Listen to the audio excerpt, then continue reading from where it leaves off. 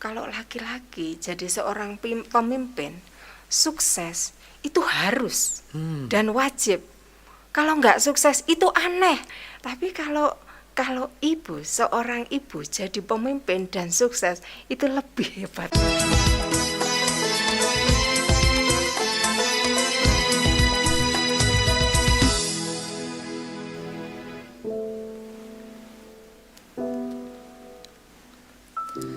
Bismillahirrahmanirrahim. Assalamualaikum warahmatullahi wabarakatuh. Selamat datang di podcast SPA Indonesia, Silaturahim Pecinta Anak, Wadah bagi dakwah dan pendidik anak Indonesia. Ya, sahabat SPA Indonesia, bagaimana kabarnya? Semoga semua sehat ya. Alhamdulillah. Baik, bertemu lagi bersama saya Kak Aji Syafa. Dan di podcast kita kali ini kita akan banyak berbincang tentang perempuan dalam pendidikan anak.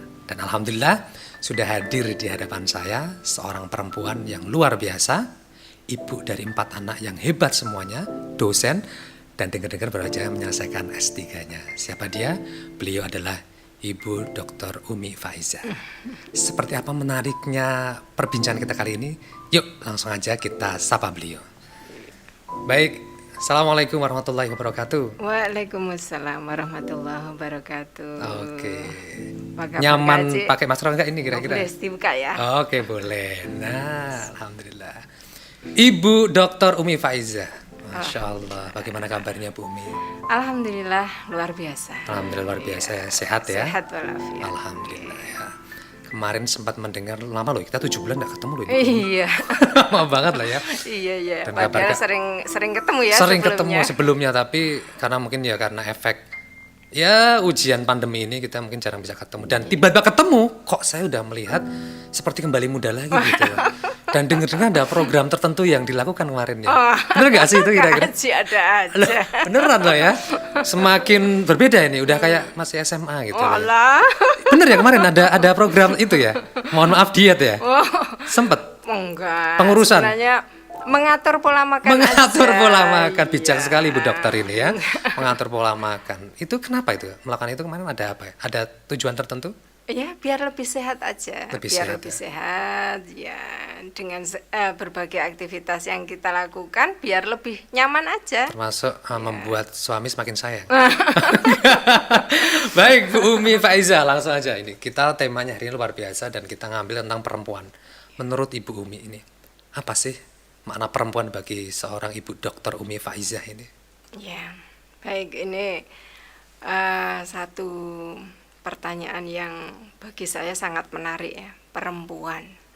Ya, empu itu kan mempunyai. Baru tahu saya empu mempunyai ini.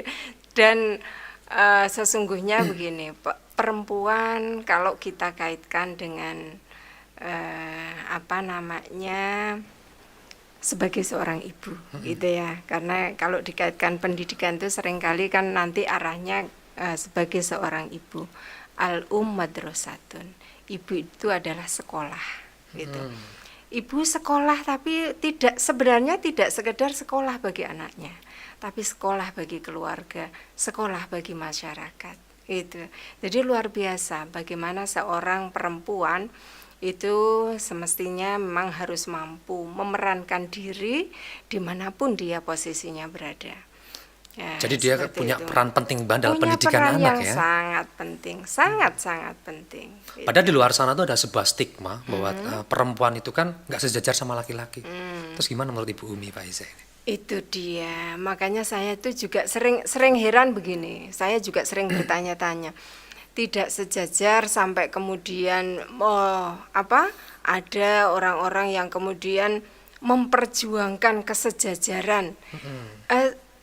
Begini ya, kalau sebatas atau sepanjang pengalaman saya, perempuan itu sesungguhnya punya kesempatan yang sama untuk para laki-laki.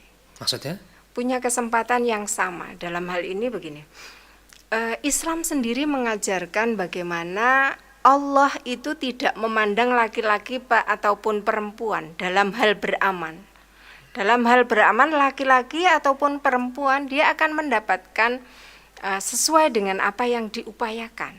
Tidak membedakan, kalau laki-laki akan dibalas, kalau perempuan tidak, itu enggak ada seperti itu. Bahkan kita tahu bahwa Nabi kita, Nabi Agung Muhammad SAW itu sosok yang sangat menghormati perempuan, sosok yang bisa dikatakan memperjuangkan. Kalau kita lihat kembali pada zaman jahiliyah begitu ya, itu sesungguhnya orang-orang yang tidak memandang pada para wanita seimbang, sejajar dalam sisi hak kewajibannya, dalam sisi haknya, mungkin bisa begitu ya.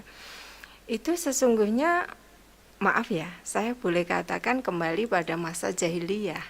Karena dulu zaman Rasulullah ya, kita tahu ada di situ dikisahkan sahabat Umar sebelum masuk Islam saja, ketika punya anak perempuan ya, begitu beliau tahu anaknya perempuan, bagaimana dengan caranya beliau kemudian sampai anaknya dikubur hidup-hidup harus dibunuh ya. Iya, dikubur hidup-hidup. Tapi itu sebelum masuk Islam. Itu masih zaman jahiliyah. Begitu masa Islam, di mana Islam sangat menghargai perempuan, sangat menghargai nilai-nilai arti seorang ibu gitu ya. Ya perempuan ya seorang ibu. Itu seringkali juga diceritakan Sayyidina Umar itu kalau salam itu sampai ke kanan ya, salam ke kanan, nangis, salam ke kiri, senyum gitu, apa sebaliknya ya itu. Karena gini, beliau sangat ingat akan dosa-dosa beliau sebelum masuk Islam, termasuk di situ ingat bahwasanya pernah dalam kejahiliahan beliau itu pernah membunuh seorang perempuan. Jadi seakan-akan lupa dari mana dia dilahirkan. Pada dia terlahir dari seorang perempuan, dia tidak akan pernah ada kalau tidak ada perempuan. Karena memang fitrahnya seperti itu. Sehebat apapun laki-laki pasti tetap tidak bisa melahirkan. Nah, jadi generasi ini akan lahir, generasi yang hebat-hebat akan lahir dari para perempuan. Dari para perempuan. Merinding saya cerita itu. Maka pastinya ya perempuan diberikan hak yang sama gitu ya. Diberikan hak yang sama. Dan kalau kembali pada pertanyaan Kak Aji tadi ya, kalau stigma ketidakseimbangan perempuan atau perempuan dianggap lebih rendah daripada laki-laki, ini tentu harus dikaji ulang. Diluruskan ya Bu. Harus diluruskan. Dan mungkin bagi para perempuan sendiri juga harus santai ya, menjaga kehormatan. Kadang-kadang stigma itu, mohon maaf, muncul juga kadang bisa jadi ada sebagian yang memang merasa di bawah, dalam artian merasa lebih rendah, merasa ini, sehingga merasa tidak punya hak untuk dididik, untuk berpendidikan misalnya, untuk berkembang, sehingga ya hasilnya bisa jadi menjadi orang yang diremehkan, orang yang tidak punya harga, maaf.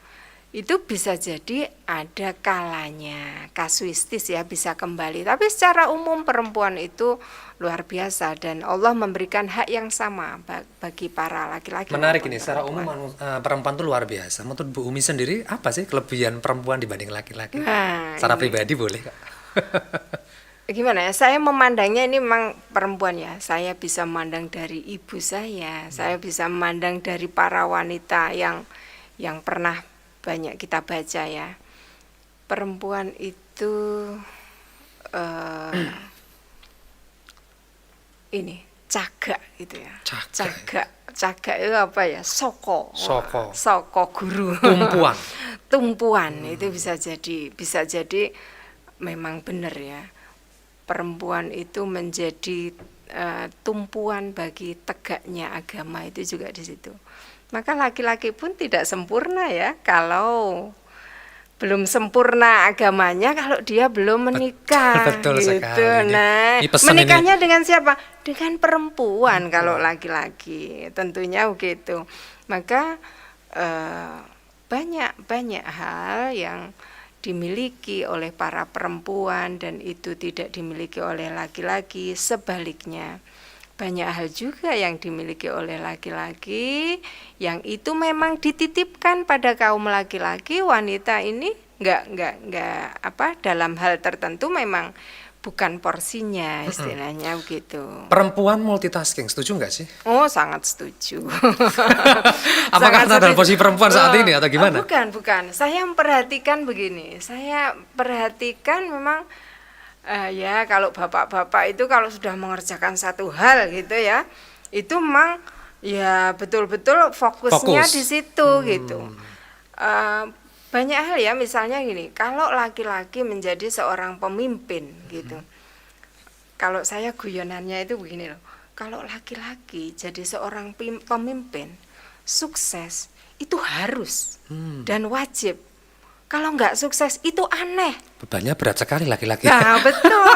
Itulah kenapa wanita harus menghormati laki-laki. Saya sangat hormat pada suami saya tentunya ya. Yaitu karena apa? Tanggung jawabnya besar di situ. Dan Allah titipkan kemampuan untuk itu. Yang saya katakan tadi, kalau laki-laki itu memang harus sukses. Karena apa?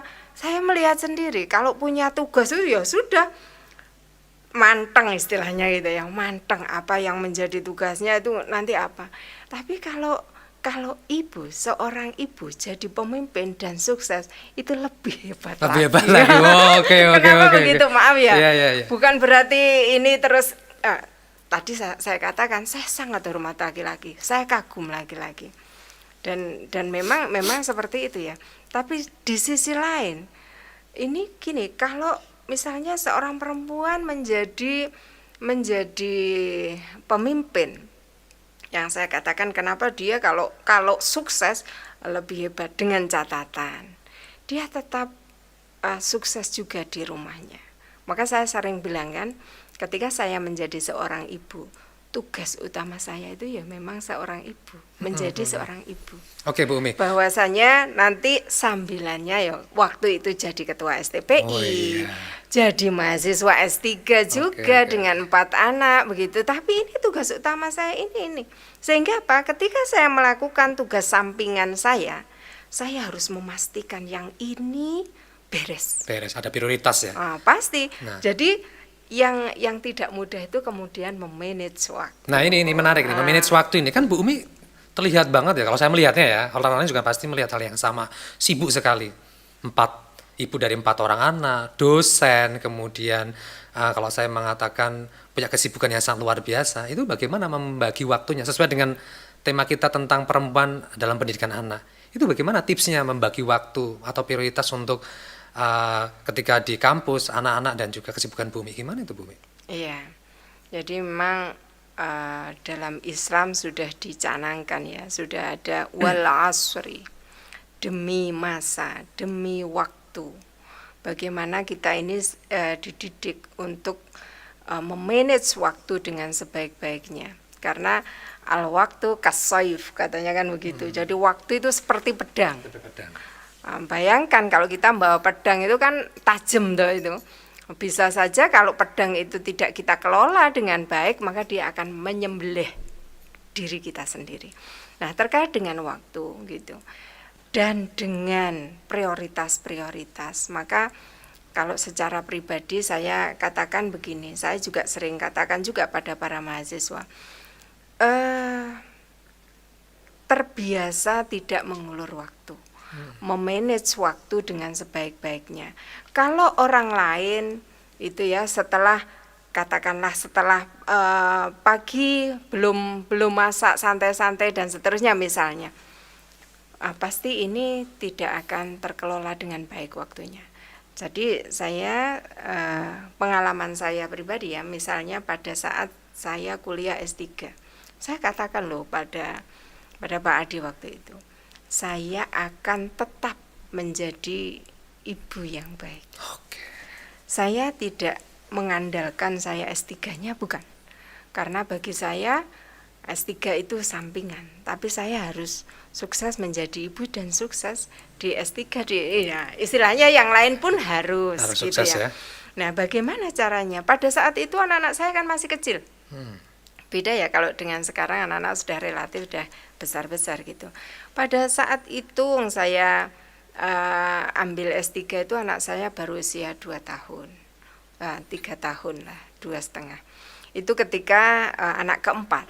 Karena kalau anak keempat ini lahirnya kan pada saat saya baru saja selesai tesis, selesai S2. Jadi S2 saya itu waktu saya proposal itu hamil anak S3, anak keempat. Jadi anak keempat ini ya membawa semangat tersendiri bagi saya karena saya mempelajari ilmu-ilmu baru di S2 itu terkait dengan perkembangan bahasa. Waktu itu dilalah Gusti Allah paring laboratoriumnya. Saya tungguin 24 jam ibaratnya begitu. Tapi saya ya tesisnya juga harus selesai sesuai waktunya dan ternyata betul. Saya dapat beasiswa 24 bulan untuk yang S2 itu, tapi saya bisa menyelesaikan 22 bulan. Itu yang nganggu hamil besar luar barang. Biasa sekali itu ya. Itu salah satu multitaskingnya perempuan ya. Barangkali begitu. Oke, Bu Umi. Ini sebentar. Ini sebenarnya lebih pada manage waktu ya. Ini belum istilahnya belum pada intinya. Jadi pada saat anak-anak belajar itu kan kurang lebihnya biasanya sampai jam 9 ya. Saya boleh dikatakan tidak pernah memegang buku saya. Tidak pernah memegang. Kenapa? Memegang buku saya karena saya harus sampai jam 9 maksud saya. Saya harus menemani anak-anak saya belajar. Karena ya masih ada yang SD, masih ada yang bayi, ada yang SD kelas 1, ada yang kelas 3, ada yang kelas 6 coba. Saya nggak punya pembantu loh itu. Repotnya luar biasa repotnya loh ini. Luar biasa juga sebenarnya. Tapi kalau dilakukan dengan senang, semuanya berlalu dengan baik. Senang, cinta juga ya. Betul. Oke, baik. Betul. Bu Mi, sedikit tentang SPA ya. Sebentar toh Kak. Oh, belum selesai? Ini tadi kan baru jam 9 oh, ya. Gitu ya baru Allah. Boleh. Kok bisa saya nggak megang buku nanti kok bisa selesai nanti jangan-jangan sulapan ini. Oh iya, boleh. Jadi gini, jam 9 saya pastikan saya mendampingi, tetap mendampingi anak-anak belajar. Lalu setelah mereka tidur, saya pun tidur.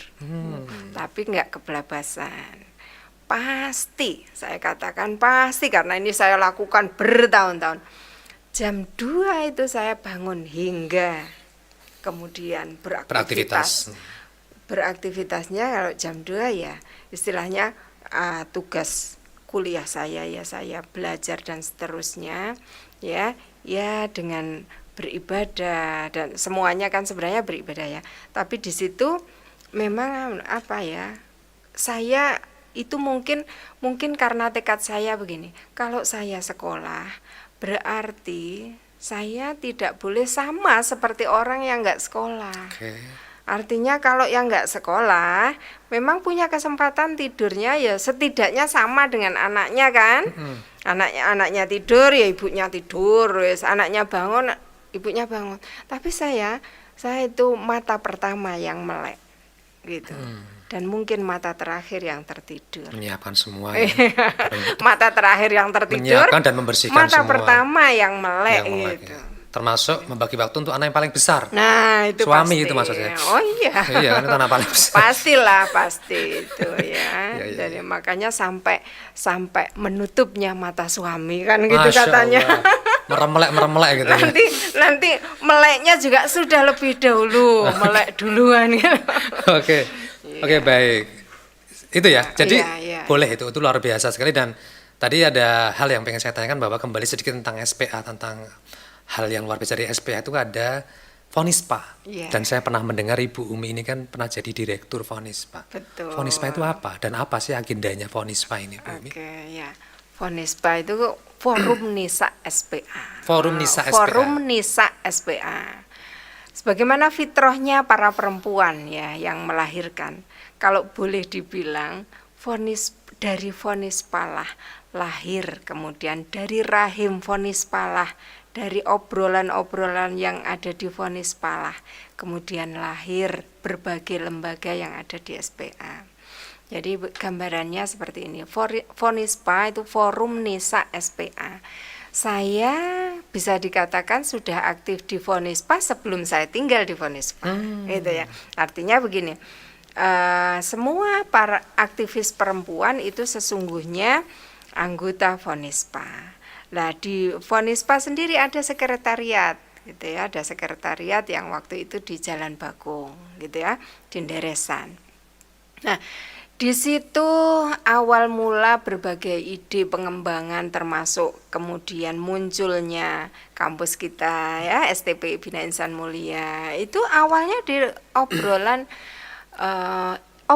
yang disengajakan. Jadi kami itu minggu kedua dimanapun kosnya waktu itu, tapi minggu kedua itu kami tidur di sekretariat. Bareng-bareng gitu ya. Untuk apa? Untuk ngobrolkan tentang pendidikan masa depan yang kita sendiri sesungguhnya belum terjun secara langsung, ya toh, tapi melihat dan dari diskusi itu justru kemudian muncul sampai kemudian ide sampai sekarang ini ada sekolah-sekolah kita ya.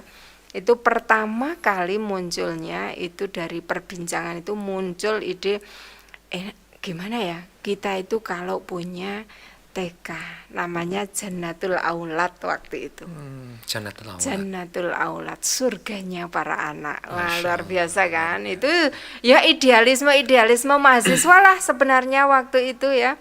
Ya belum punya anak ya kan, masih lincah ke sana kemari. Ya? Tapi kita sudah punya visi ke depan bagaimana yang tadinya kita hanya pengajian saja kan. Sana ngajar di sana. Kalau saya sendiri terekrut dalam tutor PTMAG waktu itu. Ya, ada penerimaan 250 tutor PTMAG waktu itu. Bersaingnya dengan ya anak UGM, anak IAIN, anak UNY. Tapi yang banyak terimanya Fonispa atau gimana? Bukan, Fonispa itu kan wadahnya. Nanti di Fonispa ini sendiri banyak teman-teman kita dari UNY. Kalau tadi yang ngadain acara itu Fonispa tadi, yang penerimaan PT. Yang ada kan SPA. SPA, oke. Ya, karena SPA ini ada ya mas-masnya waktu itu ya. Mas-masnya sekarang juga bagian dari masnya Bu Umi juga ya. Iya, kebetulan. Bukan kebetulan tuh Bu ya. Bukan kebetulan. Udah takdir ya. Tadi yang harus diterima, enak gak enak lanjut yuk. Alhamdulillah. Ya. Nganggo enak ra enak insyaallah enak gitu ya. Masyaallah luar biasa. Artinya gini, visinya sama gitu ya. Meskipun bukan berarti kalau Fonispa itu dapatnya SPA itu enggak sebenarnya. Tapi kita punya tahu lahan berjuangnya itu sama gitu. Jangan berharap lebih ketika kita sudah tahu ini sak mene ate dipaksa piye ya. Kelihatannya segini, tapi bagaimana visi sama-sama berkembang dan sama-sama saling mengoptimalkan gitu. Nah, itulah Fonispa di situ yang saya katakan bisa dikatakan rahim yang melahirkan banyak lembaga di SPA. Karena tadinya SPA ya kegiatannya PTMAG tok, di mana PTMAG itu ya perkumpulan dari para guru ngaji. PTMAG dulu mungkin orang belum pada tahu loh ini PTMAG. Oh iya, padahal PTMAG itu ya kalau saya dulu kan belum kuliah ceritanya. Tahun 92 saya belum kuliah, itu begitu ke Jogja sudah daftarnya ke SPA begitu. PTMAG itu program tutorial membaca Al-Qur'an. Oh, program tutorial membaca Al-Qur'an. Iya, itu membawahi 56 SD se-Kecamatan Depok ya. Gitu banyak ya. 56 SD loh itu. Dan itu kalau sudah kumpul mahasiswa dari berbagai perguruan tinggi, itu disitulah kemudian kami sering diberi digodok ya, diberi wawasan. Berarti termasuk emang Fonispa ini vital banget ya saat itu ya untuk pendidikan anak ya. Iya, karena gimana ya, berpartner sebenarnya kan. Berpartner lah, coba misalnya begini, yang laki-laki kayak jadi pejuang-pejuang, kalau yang perempuan itu nggak tahu medan juang, ya bagaimana bisa mengoptimalkan gitu. Oke, luar biasa Bu Umi. Mungkin terakhir ya, Pesan Bu Umi untuk perempuan di dunia. Wes. Pesan-pesan silahkan untuk bisa sampaikan kepada banyak orang atau perempuan di dunia. Silahkan Bu Umi. Baik. Pesan saya untuk para perempuan di dunia. Biar sebenarnya lebih luas. Bukan di akhirat ya. Pesan saya untuk para perempuan, sesungguhnya kita punya potensi yang sama dengan para laki-laki. Dan sesungguhnya kita ini pemegang kunci. Kunci keberhasilan, kunci dari perbaikan-perbaikan atau kebaikan yang ada di dunia ini. Maka jadikan diri kita ini menjadi sumber dari kebaikan itu. Lakukan hal-hal yang bisa kita lakukan sebagai seorang perempuan tanpa lupa pada fitrahnya sebagai seorang perempuan. Lakukan yang terbaik dan lahirkan para generasi yang bisa membawa pencerahan bagi Indonesia dan bagi dunia.